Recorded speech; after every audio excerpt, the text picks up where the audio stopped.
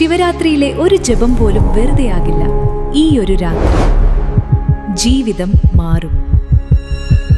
ഹിമാലയത്തിന്റെ ശാന്തതയിൽ പാർവതി ദേവി ശിവനാമത്തിൽ ലയിച്ചു.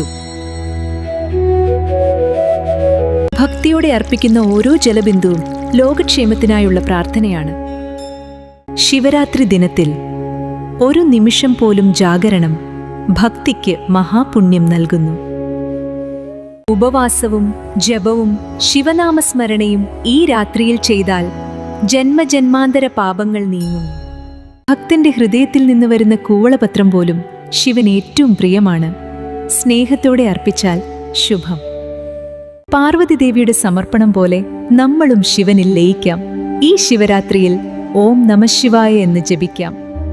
ഈ ശിവരാത്രിയിൽ ഓം നമഃശിവായ എന്ന് ജപിക്കൂ. ഈ വീഡിയോ ഷെയർ ചെയ്ത് ഭക്തി പ്രചരിപ്പിക്കൂ.